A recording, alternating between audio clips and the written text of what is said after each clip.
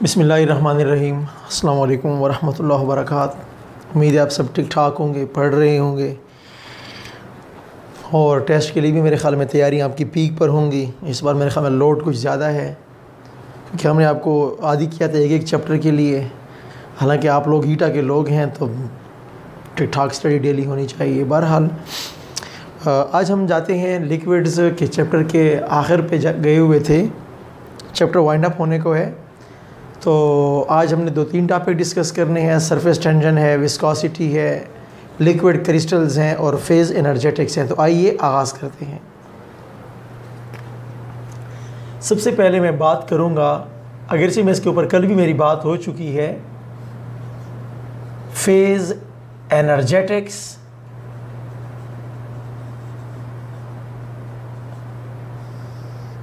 And dynamic equilibrium.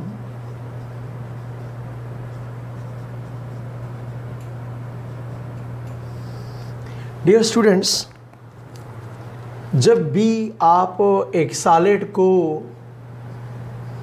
Melt करते हो तो लिक्विड बनता है, हीट अप करते हो तो लिक्विड से गैस बनेगा। तो सॉलिड कब लिक्विड बनता है जनाब? मेल्टिंग पॉइंट पे। लिक्विड कब गैस बनता है? बॉइलिंग पॉइंट पे। तो याद रखिए, मैंने कल कहा था कि melting point is double point, boiling point is double point. Double point का मैंने आपको मतलब बताया था कि दो स्टेट एक साथ को एग्जिस्ट करते हैं एक ही बर्तन में, एक ही टेम्परेचर पे दो लोग को एग्जिस्ट करते हैं डायनामिक इक्विलिब्रियम के साथ। फिर जैसे ही आप टेम्परेचर दोगे तो मेल्टिंग पॉइंट पे सॉलिड का टेम्परेचर इंक्रीज नहीं होगा, बॉइलिंग पॉइंट पे लिक्विड का टेम्परेचर इंक्रीज नहीं होगा, अनलेस एंड अनटिल सारा का सारा सॉलिड लिक्विड में कन्वर्ट हो जाए, सारा का सारा लिक्विड गैस में कन्वर्ट हो जाए, तब जाके टेम्परेचर राइज शुरू हो जाएगा। आप हीट देंगे, बॉइलिंग पॉइंट पे टेम्परेचर इंक्रीज नहीं होता। क्यों? Break down of intermolecular forces पे काम हो रहा होता है। ठीक, तो इस वक्त जो आपने हीट दी है उसको बोलते हैं इंथैल्पी चेंज ऑफ फ्यूजन। यहाँ पर जो आपने हीट दी है इंथैल्पी चेंज ऑफ वेपराइजेशन। और अगर सॉलिड को आपने डायरेक्ट गैस में कन्वर्ट किया है तो इस रिक्वायर्ड हीट को बोलते हैं enthalpy change of sublimation. Dear students, please पहला इंपॉर्टेंट पॉइंट जो आप सबको पता है, enthalpy change of sublimation in accordance to Hess law it is always equal to enthalpy change of fusion and enthalpy change of vaporization। एक point. अब दूसरा very very important point आज का ये है कि enthalpy change of vaporization is always greater than enthalpy change of fusion, जो कि आपका माइंड मानने को रेडी नहीं है। देखिए जी प्लीज़, जब आप एक सॉलिड को आप लिक्विड में कन्वर्ट करते हो, you believe liquid is not compressible, solid is not compressible. इसका मतलब क्या है? जब आप सॉलिड से आप लिक्विड बनाते हैं, जब आप सॉलिड से लिक्विड बनाते हैं तो आप इंटरमॉलिक्यूलर फोर्सेस को तोड़ते नहीं हो, आप सिर्फ उनको मामूली सा खींचते हो, मामूली सा खींचते हो। तो मामूली से खींचने पे मामूली सा खर्चा, इसलिए इंथैल्पी चेंज ऑफ फ्यूजन की वैल्यू हमेशा कम होती है। डियर स्टूडेंट्स, एक मशहूर बात है, हम ये कहते हैं कि किसी भी सब्सटेंस के अंदर अगर आपने इंटरमॉलिक्यूलर फोर्सेस की स्ट्रेंथ का अंदाज़ा लगाना हो तो उसकी इंथैल्पी चेंज ऑफ वेपराइजेशन मालूम कीजिए। क्यों? क्योंकि जब आप लिक्विड से गैस बनाते हो तो आप इंटरमॉलिक्यूलर फोर्सेस को ऑलमोस्ट नॉट 100%, ऑलमोस्ट तुम तोड़ते हो, और तोड़ने के लिए जो खर्चा चाहिए that is enthalpy of vaporization. मैं ये कहना चाह रहा हूं कि आपके पास आइस से तुम लिक्विड बनाते हो, लिक्विड से तुम गैस बनाते हो, और आइस को डायरेक्ट भी तुम गैस में कन्वर्ट कर सकते हो। डियर स्टूडेंट्स, तुम्हें बर्फ़ को जब तुम लिक्विड में कन्वर्ट करोगे 6 किलो जूल का खर्चा तुम्हें मुबारक हो। जबकि लिक्विड से जब तुम गैस बनाते हो तो 40.7 किलो जूल का खर्चा होता है। और अब अगर डबल जंप लगाने का मूड है तो प्लीज़ 46.7 किलो जूल पर मोल का खर्चा होता है। प्रूव हो गया कि सब्लिमेशन का खर्चा ज़्यादा होता है वेपराइजेशन से, इसका खर्चा ज़्यादा होता है किससे? इंथैल्पी चेंज ऑफ फ्यूजन से। तो प्लीज़ काम कीजिए। ये बात समझ आ गई? डायनामिक इक्विलिब्रियम की स्टोरी है। मेल्टिंग पॉइंट सॉलिड का हाईएस्ट पॉसिबल टेम्परेचर है, बॉइलिंग पॉइंट लिक्विड का हाईएस्ट पॉसिबल टेम्परेचर है। ठीक है जी। सिमिलरली गैस को जब तुम लिक्विड में कन्वर्ट करते हो, उसी बॉइलिंग पॉइंट को हम फिर नाम दे देंगे लिक्विफेक्शन पॉइंट का। डियर स्टूडेंट्स, जब लिक्विड को तुम सॉलिड बनाते हो तो फिर हम मेल्टिंग पॉइंट का नाम तब्दील करके फ्रीजिंग पॉइंट कहते हैं। टेम्परेचर की वैल्यू वही होती है। Got it? ओके। तो आपके बुक में कुछ वैल्यूज़ गिवन है, ये वैल्यूज़ आपको रटा लगाना पड़ती हैं, ये वैल्यूज़ आपको याद करनी चाहिए प्लीज़। बाकी ईटा में ये भी आ चुका है कि vaporization, enthalpy change of fusion, sublimation, who is the real measure of the strength of intermolecular forces? Please enthalpy change of vaporization. एक और मशहूर सवाल है, 2010-11 के आसपास एक सवाल आया था, इंटरेस्टिंग क्वेश्चन था। ईटा में एक क्वेश्चन आया था कि अगर आपके पास 100 डिग्री सेंटीग्रेड पे लिक्विड वाटर हो, 100 डिग्री सेंटीग्रेड पे आपके पास स्टीम हो, तो कौन सा आपको ज़्यादा जलाएगा?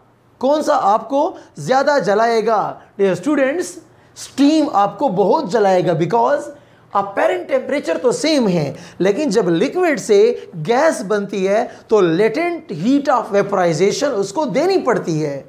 डियर स्टूडेंट्स, मेरी बात ज़रा सुनिए। बॉइलिंग पॉइंट पे लिक्विड गैस दोनों के दरमियान डायनामिक इक्विलिब्रियम मौजूद है, तो फिर फ़र्क क्या है?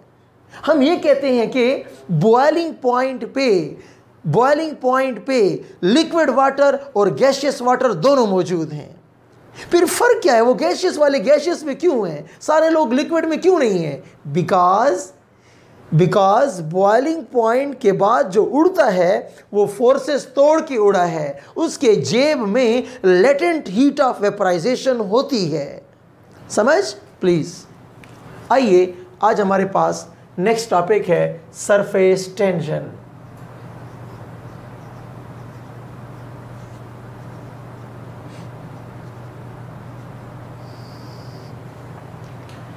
Surface tension, dear students, liquid के सरफेस की प्रॉपर्टी है।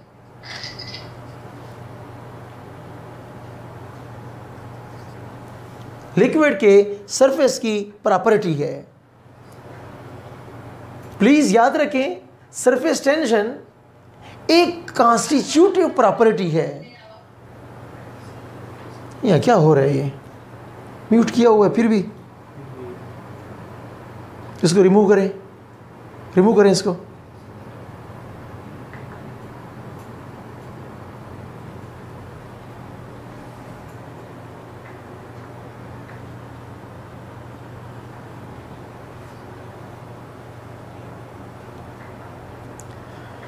सरफेस टेंशन आपके पास एक फिजिकल प्रॉपर्टी है, और फिजिकल में ये क्या है? ये आपके पास एक कॉन्स्टिट्यूटिव प्रॉपर्टी है। ये एक कॉन्स्टिट्यूटिव प्रॉपर्टी है, ये उसकी ज़ाती प्रॉपर्टी है। ज़ाती कंपोजिशन पे इसकी ये वाली प्रॉपर्टी डिपेंड करती है। जो मेरी ज़ात पर डिपेंड करे, that is known as constitutive physical property. Dear students, आइए बात की तरफ चलते हैं कि अगर आपके पास एक कंटेनर में हम सरफेस के मॉलिक्यूलों को सपोज कर लें कि ये सरफेस के मॉलिक्यूल हैं, तो डियर स्टूडेंट्स काम की बातों को पकड़ें प्लीज़। ये मॉलिक्यूल नंबर 1, ये मॉलिक्यूल नंबर 4, ओके। तो इस दीवार में और इस मॉलिक्यूल के दरमियान इस वक्त जो फोर्सेस हैं, इसको बोलते हैं एडहिसिव फोर्सेस। क्लियर? तो सिमिलरली मॉलिक्यूल नंबर 4 और बीकर के दीवारों के दरमियान कौन सी फोर्सेस हैं? Adhesive forces. डन। अब ये जो मॉलिक्यूलों के दरमियान फोर्सेस हैं, ये वाले, ये वाले, ये वाले, या उसके नीचे जो मॉलिक्यूलों के दरमियान ताल्लुकात होंगे उनको बोलते हैं कोहीसिव फोर्सेस। क्या बोलते हैं? पानी और पानी के दरमियान ताल्लुकात कोहीसिव, पानी और दीवारों के दरमियान ताल्लुकात adhesive. Please, surface tension is because of adhesive and cohesive forces. Cohesive and adhesive forces both are responsible for the surface tension. Please, अगली बात पे आए. ऊपर के मॉलिक्यूल अगर देखें, इस मॉलिक्यूल को कोई राइट पे खींच रहा, इस मॉलिक्यूल को कोई लेफ्ट पे खींच रहा, राइट लेफ्ट कैंसल, लेकिन नीचे के मॉलिक्यूल तो खींचेंगे उसको. तो नीचे वाले मॉलिक्यूल के खींचने से ऊपर के सरफेस के मॉलिक्यूल ये महसूस करते हैं कि नीचे से कोई हमारी टांगें खींच रहा है. टांगें खींचने वाला अमल एक्शन हो गया है, वो फिजिक्स वाला action reaction. Okay, like that. तो नीचे वाले मॉलिक्यूलों पर, जो नीचे वाले मॉलिक्यूल होते हैं अंडरलाइंग मॉलिक्यूल, ये नीचे वाले मॉलिक्यूल ऊपर के मॉलिक्यूलों को नीचे से खींचते हैं. ये खींचने का अमल फोर्स हो गया है. 4 पर यूनिट लेंथ. सरफेस की कितनी लेंथ है? लेंथ आपके पास L है. लेंथ क्या है आपके पास? L है. कितना फोर्स इन न्यूटन अप्लाई हो रहा है? This is known as surface tension. तो आपके पास सरफेस टेंशन की यूनिट क्या होगी? न्यूटन पर मीटर. न्यूटन पर metre is the unit of surface tension. अगर मैं गपशप के लिए इसको, ये तो हो गया है, अगर मैं इसको ऐसे करूं स्टूडेंट्स, तो फिर क्या कहोगे? Multiply by metre over metre. Cancel कर दो, 1 आ जाएगा. लेकिन हमारा इसे एक मकसद है, कौन सा? Newton metre. m और m क्या हो जाएगा? Metre square. तो newton metre is known as joule, और ये मीटर इनवर्स का स्क्वेयर. डियर स्टूडेंट्स, ये भी सरफेस टेंशन की यूनिट है और ये भी सरफेस टेंशन की यूनिट है. प्लीज याद रखें, जब तुम लोग डिटर्जेंट्स डालते हो पानी में, जब तुम लोग पानी में डिटर्जेंट्स ऐड करोगे, तो मॉलिक्यूलों के दरमियान, पानी के मॉलिक्यूलों के दरमियान जो हाइड्रोजन बॉन्डिंग है, जो हमारी कोहेसिव फोर्स है पानी के मॉलिक्यूलों के दरमियान, तो साबुन के मॉलिक्यूल जब आएंगे बीच में, तो ये कोहेसिव फोर्सेस कहीं पे टूट जाते हैं, कहीं पे कमज़ोर हो जाते हैं. तो रिजल्ट क्या बना? पानी के मॉलिक्यूल अलग तलग हो गए. तो क्लींजिंग एक्शन इस तरीके से इंप्रूव हो जाता है कि कोहेसिव फोर्सेस कमज़ोर हो जाती हैं. डिटर्जेंट्स के ऐड करने से, रट्टेबाज लोगों रट्टे ना मारे, बातों को समझें प्लीज़. डिटर्जेंट्स के ऐड करने से पानी के दरमियान ताल्लुकात कमज़ोर हो गए, पानी और साबुन के दरमियान ताल्लुकात मजबूत हो गए, एडहीसिव फोर्सेस बढ़ गए, कोहीसिव फोर्सेस कम हो गए. और जब मैं टेस्ट में पूछूंगा, इसके उलट पूछूंगा, फिर आप कहते हैं बहुत फजूल सवाल है, बहुत मुश्किल सवाल है. प्लीज़ बातों को रटा ना लगाएं, बुक को पढ़ें, उसको कंप्रीहेंड करें, चीज़ों को समझें, फिर आप नहीं फंसेंगे. मैं ट्राई करूंगा, आप नहीं फंसेंगे. और जब आप मुझे खुद अपने आप को हवाले करें कि हमें फंसाएं, तो हमारा तो काम ही फंसाना है फिर. तो प्लीज़, तो देखें, डिटर्जेंट्स जब ऐड करते हो, पानी के दरमियान ताल्लुकात कमज़ोर हो जाते हैं. इसका रिज़ल्ट ये होता है कि पानी की ये खासियत कि चीज़ों को गीला करती है, तो पानी की वेटिंग एबिलिटी क्या हो गई है? जनाब ये इंक्रीज़ हो गई है. पानी आपके कपड़ों के बारीक बारीक पोर्स में भी फिर जाएगा, सफाई करके लाएगा. ओके. सिमिलरली आपके पास एक इम्पॉर्टेंट पॉइंट और है कि ये जो रेन ड्रॉप होता है, ये ऑलमोस्ट, नॉट एग्जैक्टली, ऑलमोस्ट क्या होता है? ऑलमोस्ट स्फेरिकल होता है. जनाब, ये spherical type, semi spherical type क्यों होता है? क्योंकि लीस्ट सरफेस इसकी होती है as compare to total volume. Surface to volume ratio क्या होता है? इसका मिनिमम होता है. इसीलिए हम इसको अडॉप्ट करते हैं. Rain drop spherical shape adopt करता है बिकॉज ऑफ सरफेस टेंशन, और सरफेस टेंशन के अंदर जब जाते हैं तो सरफेस को मिनिमाइज करते हैं as compare to given volume, इसलिए ये ऐसा बिहेवियर अडॉप्ट करता है। मेरी बात समझ आ गई? सरफेस टेंशन मॉलिक्यूलों के दरमियान ताल्लुकात से सरफेस क्या हो जाएगी? स्ट्रेच्ड हो जाती है। तो आपके मच्छर पानी के ऊपर बैठे होते हैं, डूबते नहीं हैं। जब तुम मिट्टी का तेल स्प्रे कर लोगे तो पानी के दरमियान ताल्लुकात कमज़ोर हो जाएंगे, फिर मच्छर के वो प्यूपा, वो सारे लारा वगैरह वो भी डूब जाते हैं। केरोसिन जहरीला नहीं है, हाइड्रोजन बॉन्ड के सपोर्ट को हटा देता है, मच्छर अपने बच्चों समेत फिर डूबना शुरू कर लेते हैं। Okay, it's all about surface tension. तो मैंने आपको यूनिट्स की बात भी कर दी, डेफिनेशन की बात भी कर दी। आइए अब मेजरमेंट की बात करते हैं। प्लीज चीज़ों को ठीक ठीक समझना बहुत ज़रूरी है, अदरवाइज ना पढ़ें, दरमियानी रास्ता नाकामी की तरफ जाता है। प्लीज़ मेजरमेंट के आपकी बुक में कई तरीके डिस्कस किए गए हैं, कई नाम लिए गए हैं। हम आते हैं जनाब स्टैलेग्मोमीट्रिक मेथड की तरफ। स्टैलेग्मोमीट्रिक मेथड। इससे पहले कि मैं आगे प्रोसीड करूं, कुछ इंपॉर्टेंट पॉइंट्स हो जाएं, कुछ important points. Dear students,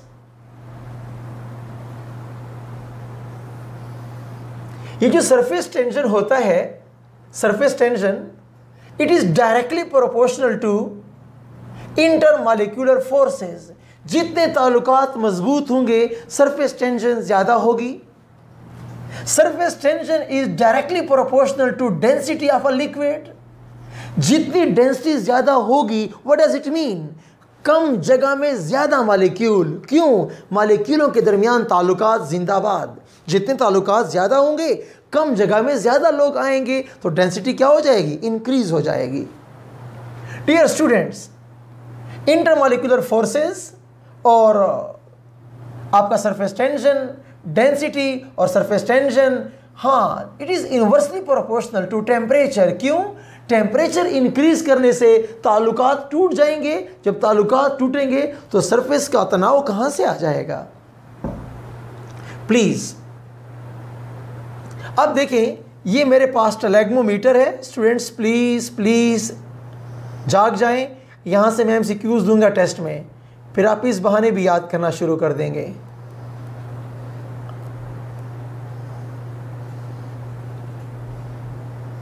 okay, यहां पर ये जगह बहुत तंग की गई है, पता हो, बहुत तंग की गई है ये जगह। जब तंग पाइप होता है, इसको फिर हम केमिस्ट्री में कैपिलरी ट्यूब बोलते हैं। ये तंग इलाका कैपिलरी ट्यूब कहलाता है। ये निशान X है और ये निशान Y है। तो क्या करेंगे? पहले पानी को यहां से गुजार दो। आपने क्या गिनना है? आपने नंबर ऑफ ड्रॉप्स गिनने हैं। क्या गिनने हैं? कि X से लेकर Y तक जब पानी चलता है तो तुम्हारे पास नंबर ऑफ ड्रॉप्स कितने हुए, पानी के नंबर ऑफ ड्रॉप्स नोट कर लीजिए। डन। फिर जिस लिक्विड का आपने सरफेस टेंशन मालूम करना है, उस लिक्विड को गुजारिए, तो फिर उसके नंबर ऑफ ड्रॉप्स नोट कर लेंगे। बात सुनिए, surface tension of a liquid is equal to density of a liquid, number of drops of that very liquid. मेरी बात समझ आ रही है? Then density of water, then number of drops of water multiply by surface tension of water. तो लोगों, एक होती है एब्सोल्यूट प्रॉपर्टी, एक होती है रिलेटिव प्रॉपर्टी। डियर स्टूडेंट्स, हम जब भी मेजरमेंट करते हैं, चाहे सरफेस टेंशन की करते हैं, चाहे विस्कोसिटी की करेंगे, विद रिस्पेक्ट टू वाटर करेंगे। वाटर हमारा स्टैंडर्ड है, तो विद रिस्पेक्ट टू जब आपने वाटर काम किया, इसको बोलते हैं रिलेटिव सरफेस टेंशन। तो यहाँ पर ये बात भी लिख लीजिए कि टेम्परेचर के साथ भी इन्वर्स है, नंबर ऑफ ड्रॉप्स के साथ भी इन्वर्स है। कैसे? अगर ये कतरे जल्दी जल्दी गिरेंगे तो ताल्लुकात कमज़ोर हैं, और अगर कतरा बहुत बड़ा हो रहा है लेकिन गिर नहीं रहा, तो आप क्या कहोगे? ताल्लुकात बहुत मजबूत हैं। तो याद रखें, surface tension is directly proportional to size of drops. Dear students, एक इंस्ट्रूमेंट है नोन एज पैक्नोमीटर। पैक्नोमीटर की मदद से हम डेंसिटीज कैलकुलेट किया करते हैं। तो डेंसिटी यहाँ से निकाल लेंगे, नंबर ऑफ ड्रॉप्स यहाँ से हमने मालूम कर लिए, तो आपका सरफेस टेंशन का टॉपिक रेडी है। Surface tension of water is equal to 5.7 newton पर मीटर। याद रखिए इसको, ओके। हम आगे जा रहे हैं प्लीज।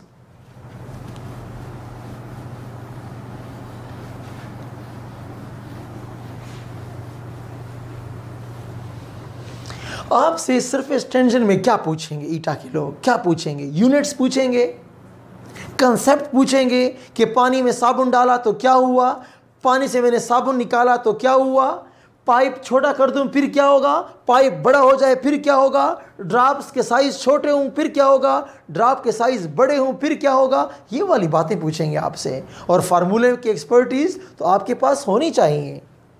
मेरी बात समझ प्लीज। अब आते हैं जनाब, टॉपिक है मेरे पास विस्कासिटी।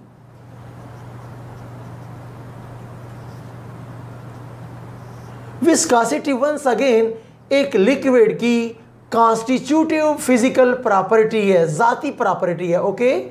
कॉन्स्टिट्यूटिव फिजिकल प्रॉपर्टी है ये, point 1। Point 2, viscosity is the reciprocal of fluidity. Phi का मतलब क्या होता है? फ्लूइडिटी। क्यों? क्योंकि विस्कासिटी सेल्फ रेजिस्टेंस का नाम है। किसका नाम है? खुद के चलने के खिलाफ खुद की पैदा करदा मुज़ाहमत को विस्कासिटी कहते हैं। गाढ़ापन, जितना मैं गाढ़ा हूँगा मुझे स्लो तो चलना होगा, मैं तेज़ नहीं चल सकता। फिर क्यों? मैं खुद के लिए खुद मुज़ाहमत बनाऊंगा। कैसे बनाऊंगा? मेरी मालिक्यूल की शेप रफ होगी, मेरा मालिक्यूल हैवियर होगा, मेरी डेंसिटी ज़्यादा होगी, मेरा टेम्परेचर लो होगा, मेरे फोर्सेस स्ट्रांगर होंगे एंड सो ऑन।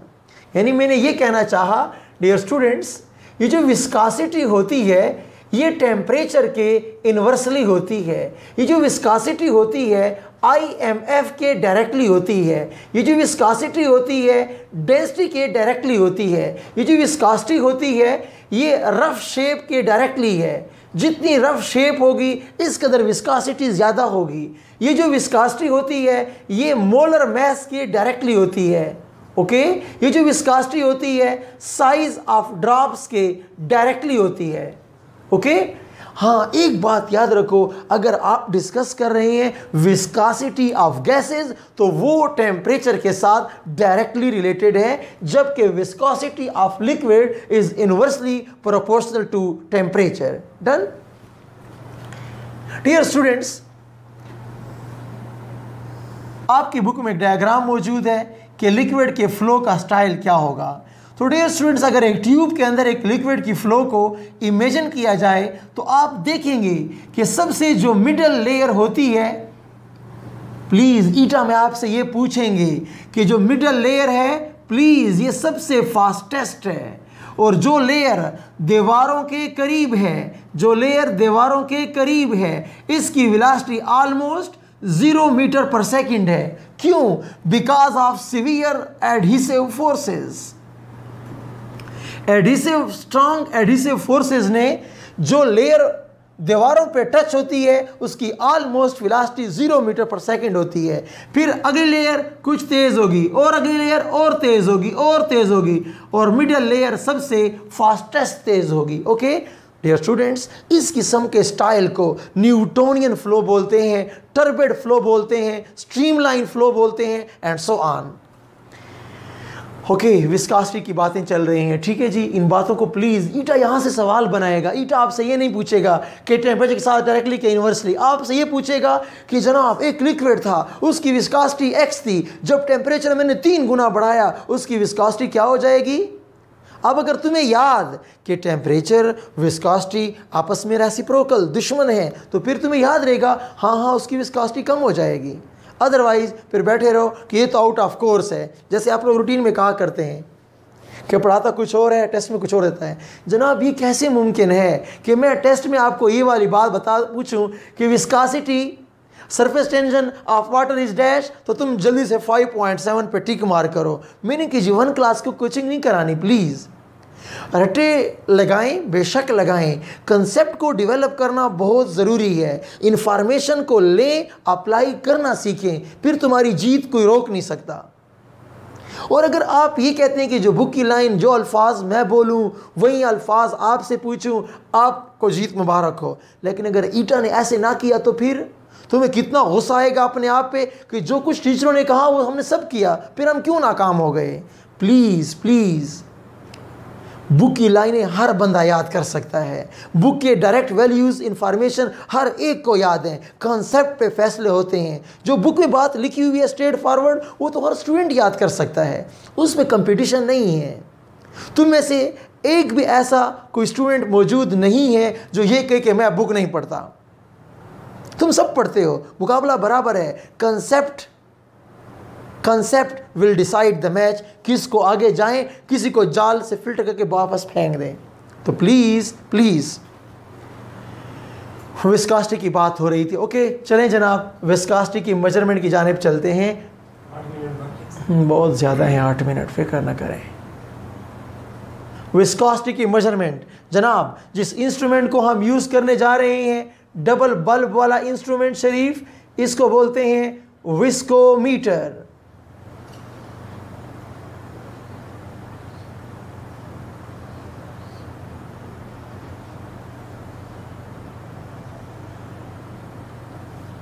ओके, फिर निशान X, फिर निशान Y, ये जगह फिर तंग की गई है और ये तंग जगह कैपिलरी ट्यूब पतली से पतली होती है ताकि हम स्टडी कर सकें।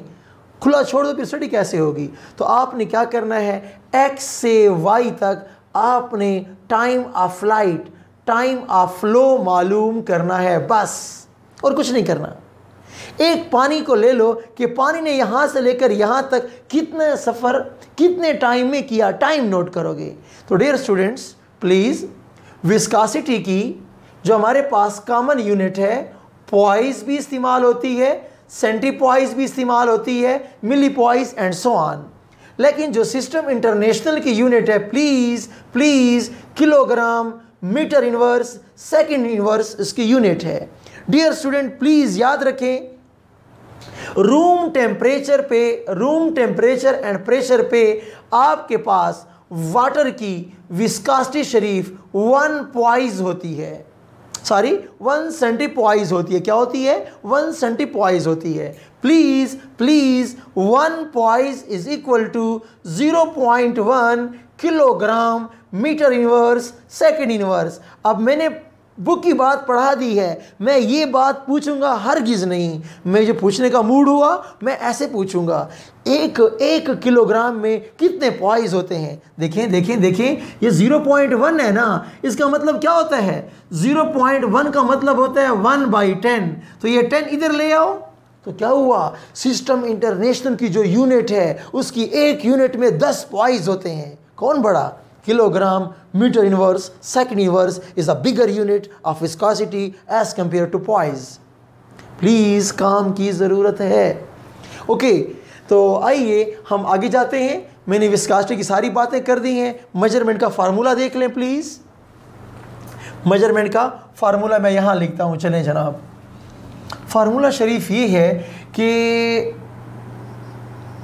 viscosity of liquid is equal to density of liquid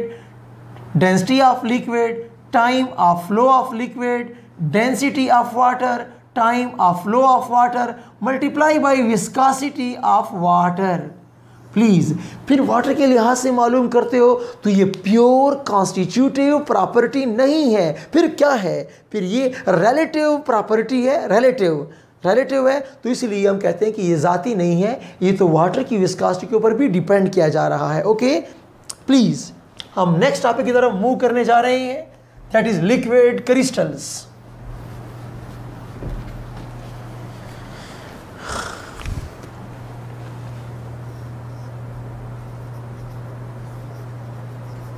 नाम से जाहिर है, लिक्विड क्रिस्टल्स को आप लोग सेमी सॉलिड्स कह सकते हैं। लिक्विड क्रिस्टल्स को आप लोग सेमी लिक्विड्स कह सकते हैं, क्योंकि इनकी जो एनर्जी होती है, ये एनर्जी क्या होती है? न लिक्विड्स की तरह ज़्यादा एनर्जी होती है न सॉलिड्स की तरह कम एनर्जी होती है।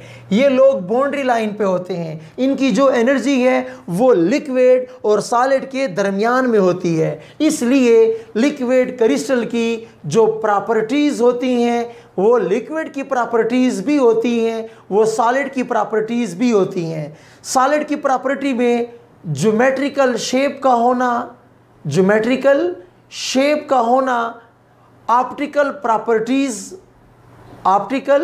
प्रॉपर्टीज़ का होना, लीनियर और वॉल्यूमेट्रिक एक्सपेंशन का होना, वो मैच करता है सॉलिड से। लेकिन सरफेस टेंशन का होना, विस्कोसिटी का होना, ये बातें मैच करती हैं लिक्विड से। तो ये ऐसी मखलूक है जिसमें कुछ बातें लिक्विड की, कुछ बातें सॉलिड की होती हैं। क्यों? क्योंकि इनका घर बाउंड्री लाइन पे है। क्यों? क्योंकि इनकी एनर्जी इंटरमीडिएट होती है between liquids and solid. Dear students, out of course बहुत सारी बातें हैं। लिक्विड क्रिस्टल नेमेटिक भी होते हैं, स्मेक्टिक भी होते हैं, कोलिस्टेरिक भी होते हैं, कोलिस्टेरिक ए, कोलिस्टेरिक बी। लेकिन आउट ऑफ कोर्स ईटा का एग्ज़ाम नहीं होता। 3-4 सवाल आउट ऑफ कोर्स, अल्लाह के नाम पे माफ़ कर दो। कोर्स की बात बेहतरीन तैयार करें। तो प्लीज़ याद रखें कि लिक्विड क्रिस्टल्स जो होते हैं आम तौर पर 90% केसेस में या 80% केसेस में ये लोग क्या होते हैं? आइसोट्रॉपिक होते हैं। ये स्केलर नेचर के होते हैं। इनकी प्रॉपर्टीज डायरेक्शन के साथ तब्दील नहीं होती। आइसोट्रॉपिज्म gases and liquid and amorphous solids are isotropic in nature. Crystalline solids are anisotropic in nature. Please, ये जो लिक्विड क्रिस्टल्स होते हैं टेम्परेचर चेंज करने से, डियर स्टूडेंट्स, टेम्परेचर चेंज करने से इनकी शेप तब्दील हो जाती है। शेप तब्दील होने से इनका कलर तब्दील हो जाता है। इसलिए हम कहते हैं कि ये लोग तो बहुत ज़बरदस्त टेम्परेचर सेंसिटिव हैं। इसकी इस प्रॉपर्टी की बुनियाद पे आप रफ़ किस्म के थर्मामीटर में भी लिक्विड क्रिस्टल को इस्तेमाल कर सकते हैं। क्रोमेटोग्राफी के अंदर भी, ऑस्किलोग्राफ के अंदर भी इसको बतौर सॉल्वेंट के आप इस्तेमाल कर सकते हैं। डियर स्टूडेंट्स, प्लीज़ याद रखें कि लिक्विड क्रिस्टल्स रिसर्च वाइज जो बातें हुई थी आपके बुक में बड़ी क्लियर बात लिखी हुई है। स्टेरिन की बात मैं कोट करने वाला हूँ। स्टेरिन एक सॉलिड है, कोलेस्ट्रॉल बेंजोएट एक सॉलिड है। आपके डीएनए का मॉलिक्यूल भी लिक्विड क्रिस्टल की बड़ी बेस्ट एग्जांपल है। वो सोप का जो बबल होता है वो भी गुड एग्जांपल है लिक्विड क्रिस्टल्स की।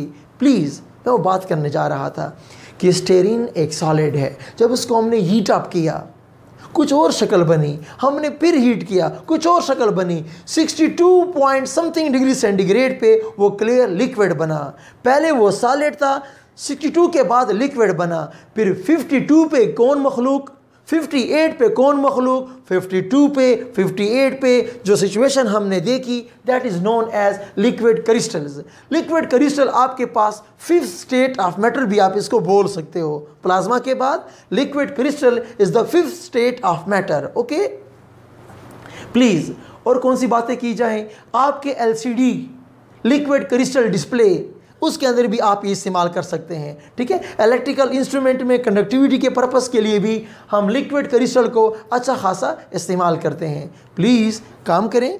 आपका चैप्टर ऑलमोस्ट वाइंड अप हो चुका, काम की शदीद ज़रूरत है। बहाने ना करें कि टेस्ट बड़ा मुश्किल है, हमारे मार्क्स नहीं आ रहे। देखिए, अगर आप डिवोटेड हैं, अगर आप सिंसियर हैं, in the right way on the right time properly work कर रहे हैं, मार्क्स आपके कम हो, डोंट वरी, लगे रहो, आखिरकार जीत जाओगे। और अगर रोने बैठ गए तो नाकामी तुम्हारी मंजिल बन जाएगी। फिर रोना बैठना, एक्सक्यूज़ करना, नहीं ऐसे ये फजूल बातों में प्लीज़ ना पड़ें, काम करें। मैंने कहा कोर्स के अंदर की बात तुम्हें ज़रूर आनी चाहिए, चाहे मैं वो स्ट्रेट फॉरवर्ड पूछूँ, चाहे मैं वो ट्विस्टेड पूछूँ। कोर्स की बात का तुम्हारा इम्तिहान है, कोर्स में एक्सपर्टीज़ लें। बेशक पहले आपका 100% में से 40% आया, no problem, keep it up, लगे रहो। फिर नेक्स्ट टेस्ट में 50, फिर नेक्स्ट में 60, आखिरकार तुम जीत जाओगे। एकदम कोई नहीं जीतता, ये स्टेमिना डेवलप करना पड़ता है, मेंटल अप्रोच सेट करनी पड़ती है। तो नेगेटिविटीज़ में ना जाएं, लगे रहें। मेहनत करने वालों का फिर अल्लाह ताला दोस्त बन जाते हैं, हामी नासिर हो जाते हैं। तो प्लीज़ काम करें। ओके, अल्लाह हाफ़िज़।